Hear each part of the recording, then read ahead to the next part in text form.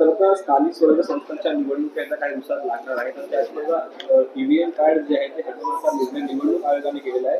तर जेणेकरून अधिक राज्यात मतदान करताना ती यादी समोर येते, की आता यादीच कुठे दिसणार नाही. नेमकं आपण करून जातंय कुणाला? नाही, व्हीव्हीपॅट हा घालवणार असतील, काढणार असतील तर मला वाटतं त्यांनी ईव्हीएम पण काढून टाकावं ना. होऊ द्या ना बॅलेट पेपरवर मतदान. दूध का दूध, पाणी का पाणी. लोकांची इच्छा आहे बॅलेट पेपरवर जाण्याची. व्हीव्हीपॅट हे सुप्रीम कोर्टाने कंपल्सरी केलं होतं. का काढताय तुम्ही? एक तर आधीच लोकांना ईव्हीएम वर शंका आहे, त्यातनं त्या मतदार याद्यांवर शंका आहे, मॅनिप्युलेशनवर शंका आहे. संपूर्ण निवडणूक आता isakal.com आहे देशातील नंबर 1 ची मराठी न्यूज वेबसाईट. प्रत्येक अपडेटसाठी isakal.com ला नक्की भेट द्या.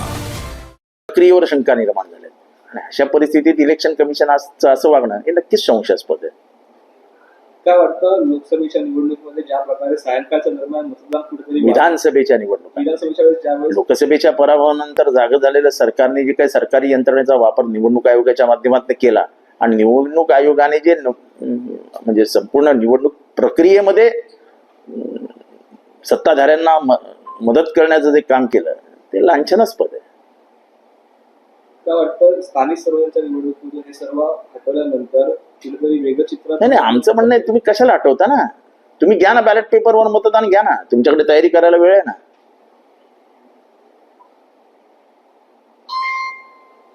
तयारी करायला वेळ आहे ना तुमच्याकडे. अनेक दिवस उलटून गेले, अनेक कार्यकाळ देखील नगरसेवकांचा संपल्या, तरी देखील स्थानिक स्वराज्य संस्थांच्या निवडणुका ज्या आहेत अजूनही लागत नाही. तारीख पे तारीख त्यांच्या कुठेतरी दिसून येते. एक तर त्यांनी जी प्रभाग रचना केली ती संशयास्पद आहे. 2017ची जर ठाण्याची प्रभाग रचना विचारात घेतली तर ठाण्याच्या प्रभाग रचनेमध्ये त्यांनी कळवा, मुंब्रा, दिवा या तिन्ही प्रभागांच्या जागाच कमी केलेल्या आहेत.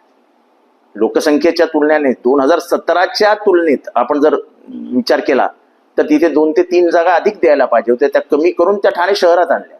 म्हणजे एका अर्थाने लोकांवरती तिथे नगरसेवक जास्त देण्याचं जे काम होतं ते कमी करून तुम्ही त्यांच्यावर अन्याय केलाय. आणि तीच एक प्रभाग रचना कायम ठेवण्याचं काम आताच्या प्रशासनाने, ठाणे महानगरपालिका प्रशासनाने केलंय. म्हणजे न्याय मिळण्याच्या ऐवजी निवडणूक आणि आम्ही पत्र निवडणूक आयोगाला आधीच दिलेलं आहे की प्रभाग रचनेमध्ये आपण लक्ष घाला. इथे घरात बसून प्रभाग रचना करणारी माणसं आहेत. एक वॉर्ड 56,000चा, एक वॉर्ड 30,000चा, 26,000चा फरक 2 वॉर्डामध्ये. समान लोकसंख्येचे वॉर्ड असले पाहिजे असा साधारण अलिखित नियम आहे.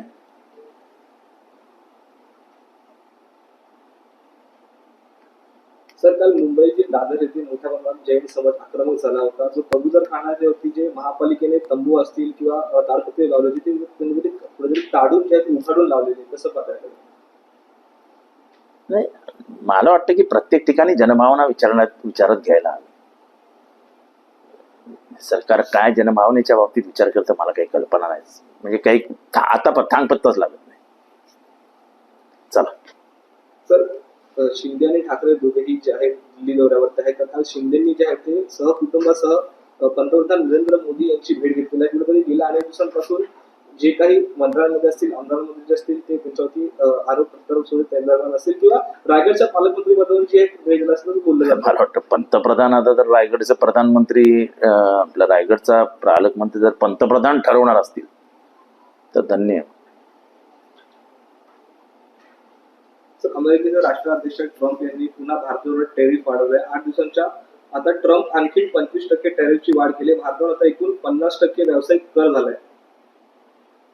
म्हणजे मला कळत नाही ट्रम्प ज्या पद्धतीने वागतायत ही पद्धत कुठल्याही राष्ट्राध्यक्षांनी एखाद्या स्वायत्त राष्ट्राबद्दल घेणं चुकीचं आहे. रशियाकडनं ऑइल जर स्वस्तात मिळत असेल तर घेणं काही पाप नाही. आणि त्याच्यातनं जर देशाला फायदा होत असेल तर तेही चुकीचं नाही आहे.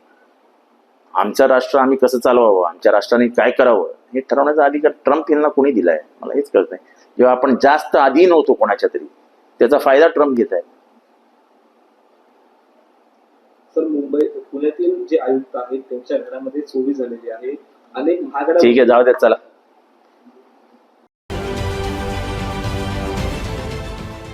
देश विदेशातील प्रत्येक घडामोडींचे लाईव्ह अपडेट मिळवण्यासाठी आता साम टीव्हीच्या सर्व सोशल मीडिया प्लॅटफॉर्मला लाईक, फॉलो आणि सबस्क्राईब करा. तसंच सर्व नोटिफिकेशनसाठी बेल आयकॉन प्रेस करायला विसरू नका.